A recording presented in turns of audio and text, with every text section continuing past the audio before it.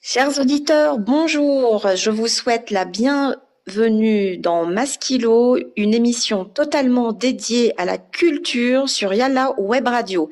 J'ai l'honneur d'accueillir maintenant Nada El-Houaye, qui est artiste peintre et qui va nous parler des Journées du Liban qui auront lieu à Paris les 18, 19 et 20 mai prochains. Alors, Nada, s'il te plaît, peux-tu nous parler de toi et de ton parcours? Bonjour Nadine, Bonjour. bonjour les auditeurs, bonjour Yalla Radio. Je suis très heureuse d'être ici et vous raconter nos aventures à Paris. Alors, comme tu l'as dit Nadine, je suis artiste peintre, mais il y en a plusieurs qui me connaissent artiste peintre que depuis 2015, la première édition des Journées du Liban. Avant, je faisais autre chose. Au Liban, j'ai fait les beaux-arts, mais c'est les années 70. Alors j'étais la seule dans ces années-là de folie au Liban. J'étais la seule à m'occuper pendant la guerre. J'étais la seule à m'occuper des couleurs, de pinceaux, et je courais dans tous les sens. J'habitais à Big Faya et l'Institut des Beaux-Arts, il était à Fournichebek.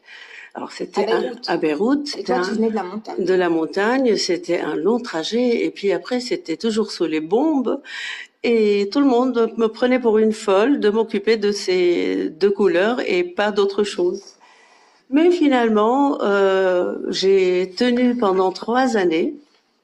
La quatrième, je l'ai lâchée parce que la vie a voulu faire qu'on fasse autre chose et qu'on gagne la vie quand même. Alors j'ai enseigné les beaux-arts à mon village Big Faya, au collège des Sœurs des 5 heures.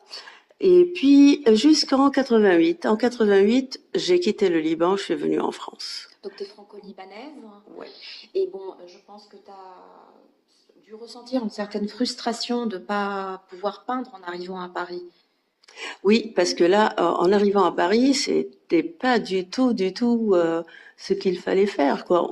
J'ai même oublié que je pouvais peindre mais au niveau alimentaire, il fallait trouver un autre travail et surtout avoir les papiers, avoir tout en règle. Voilà, il fallait courir dans tous les sens. Mais ce que j'ai aimé ici, parce que je suis dans la capitale de l'art, alors j'ai été voir ce que j'ai appris dans les livres. J'ai été voir les impressionnistes, j'ai été voir toutes les expositions. Alors je profitais, puisque de la ville de l'art, et de garder ce petit coin artistique dans ma tête, bien que c'était pas mon quotidien. J'ai cru comprendre aussi que tu as été animatrice de deux radios, Monte Carlo et Radio Orient, je pense. Pas de place pour la peinture dans ce cadre-là, pour des raisons alimentaires. Et comment est-ce que c'est revenu alors Effectivement, au début j'ai travaillé à Radio Monte Carlo et après à Radio Orient, mais en même temps aussi je faisais de la comptabilité dans une autre société. Là, j'avais un temps plein à craquer. Alors, je dormais peut-être pas plus que 4 heures sur les 24 heures. Mais après, il y a eu un chômage. Et donc une période où tu avais plus de disponibilité pour retrouver tes amours premières. Voilà, je me suis retrouvée disponible et je suis revenue toujours à mon premier amour qui n'a pas arrêté la flamme, elle était toujours là. Et à ce moment-là, j'ai transformé mon appartement. La nuit est devenu un atelier. Et le jour, c'est un appartement comme tout le monde. Alors, je travaillais la nuit, mais ça ne me manquait pas. En plus, le sommeil ne me manquait pas. J'étais tellement satisfaite de ce que je suis en train de faire. Je rattrapais le temps perdu. Ça, je veux bien le croire et je pense que l'art est une réelle thérapie. Justement, tu animes un groupe d'art, tu es responsable de l'art-thérapie. Oui. L'art était une thérapie pendant la guerre. Je pense que pour toi, c'était un échappatoire de vouloir aller absolument à l'université sous les bombes parce que ça te permettait de voyager, de voir autre chose que l'horreur. Et du coup, c'est resté. C'est resté. Et Effectivement, on n'y croyait pas avant. Moi, je courais derrière, après quelque chose que j'aimais, après une passion, mais je la voyais pas de façon thérapeutique. Alors, c'était pas pour moi une thérapie. Mais là, actuellement, en voyant avec l'art thérapie, c'était une thérapie parce que ça m'a permis de vivre, de sortir du quotidien, de sortir de notre malheur qui nous arrivait et de voir nos journées, nos jours, s'évaporer. alors, je voudrais que tu nous parles de l'art-thérapie, de la créativité que tu as mis en place, justement pour suivre des gens dans le cadre de l'art-thérapie à l'heure actuelle. Oui, à l'heure actuelle, alors j'ai fait une formation de l'art-thérapie. L'art-thérapie, pour ceux qui connaissent pas, je sais qu'au Canada, ils sont vraiment. On salue les auditeurs québécois Oui. et d'Amérique du Nord et d'Afrique, francophones et francophiles dans le monde entier. Voilà. Mais l'art-thérapie, c'est encore tout nouveau en France. Alors, c'est une discipline qui se situe au croisement de la science et de l'art. Alors, l'objectif, c'est d'utiliser l'art comme médium pour aider la personne à avoir une transformation, un changement ou à exprimer son intérieur, sa personnalité et aboutir à une meilleure connaissance de soi. C'est une thérapie, c'est un moyen d'accès à la connaissance, un pont entre l'esprit et la matière. L'art, c'est un remède, une consolation. Et ça, j'en suis bien sûre. Et ça, je l'ai vécu. Ok, ça je veux bien le croire et je pense que l'art est bien sûr très très important pour se reconstruire et penser certaines blessures et pour l'imagination et pour tout un tas d'autres raisons.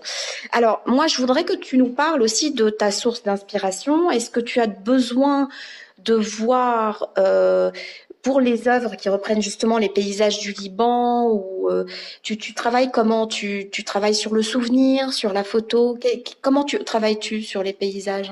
Ma passion, c'est l'architecture libanaise et les pays, et les villages, les paysages, les beaux paysages libanais. Alors, quand j'ai repris la peinture ici, je me suis retrouvée en train de peindre des villages, des maisons. Mon village, Big Faya, à la base d'une photo, ou bien c'est de la nostalgie. Et puis après aussi, c'est une passion pour l'architecture, cette architecture libanaise, les arcades, les machins qu'on trouve nulle part ailleurs. Nulle part ailleurs, parce que je précise d'ailleurs que c'est l'émir Fakhreddin Man qui a fait venir des architectes italiens de Venise. Et l'architecture libanaise, en fait, est un mélange d'architecture vénitienne et orientale. C'est justement ce qui la rend typique et unique au monde, et je veux bien croire que cette architecture n'existe nulle part ailleurs, d'ailleurs. C'est une fusion. C'est une fusion d'identité et de fusion d'architecture, il y a un cachet oriental aussi quand même.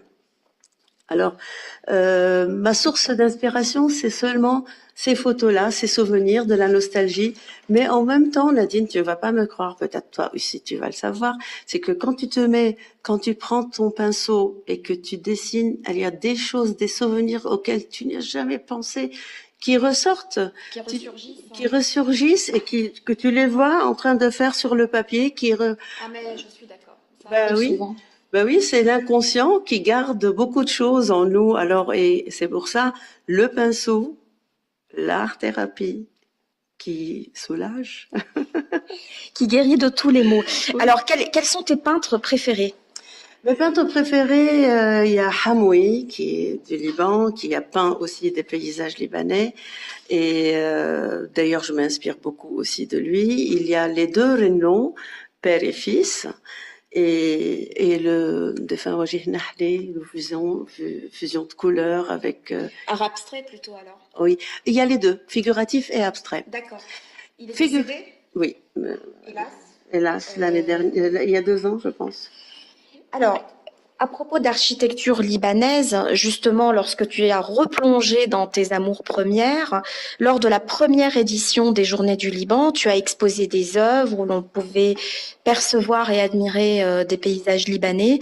Et à l'heure actuelle, Tu joues un rôle important dans les Journées du Liban puisque tu es responsable de la galerie d'art. Alors parle-nous un peu de la galerie d'art dans les Journées du Liban. Oui, alors comme tu as bien dit Nadine, j'ai exposé dès la première édition de Journée du Liban en 2015 et depuis 2015, 16, 17, j'étais toujours présente. Et cette année, je suis membre de l'ULCM et on m'a confié la responsabilité de la galerie d'art. Alors l'ULCM, je rappelle que c'est l'Union mondiale des Libanais culturelle qui s'occupe de la culture. Exclusivement de culture. Exclusivement culturelle.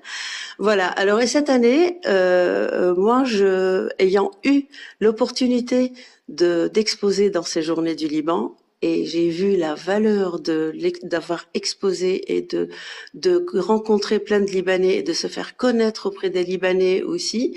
Alors, j'ai fait en sorte que de ne pas dire non à personne. Alors, j'ai fait une petite sélection, une belle brochette d'artistes franco-libanais et de toute une grande variété, une diversité. Il y a des photographes, des artistes peintres, des sculpteurs. Il y a 11 artistes peintres, 2 photographes et Jean-Marie, le troisième, lui, il va faire une projection et un sculpteur libanais qui vient du Liban, qui sculpte après qui est le résultat de la guerre aussi, hein, avec les obus, les éclats d'obus. Il en fait pas mal de choses. Charles Nassar. Et que je salue au passage, et que j'aime beaucoup. Et j'aime beaucoup ce qu'il fait parce que j'ai eu l'honneur de pouvoir visiter son jardin rempli de ses sculptures dans son village au Liban. Et c'est magnifique, tout simplement. Nous allons être purement et simplement gâtés pendant ces Journées du Liban.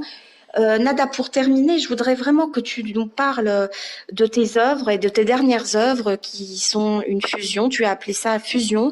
Et en effet, c'est totalement abstrait. Moi, j'avais l'impression de me balader quelque part dans une galaxie dans l'espace.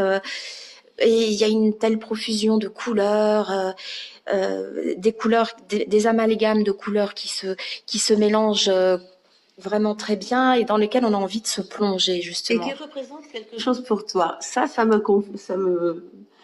Tout à fait. Oui, voilà. Moi, peut-être pour moi, ça me fait penser à l'éternité quand je parle de galaxies et d'étoiles. C'est peut-être un vieux rêve d'enfant, mais je suis émerveillée, donc je voudrais que tu me parles de ta peinture fusion. Oui.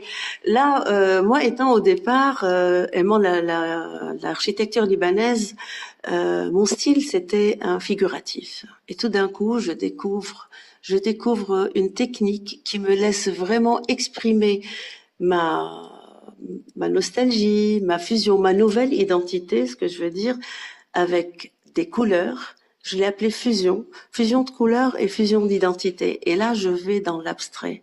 Et je pense que chaque personne de nous, chaque personne libanaise, n'importe où, elle peut se retrouver dans ces tableaux-là parce que c'est un mélange de couleurs et d'identité.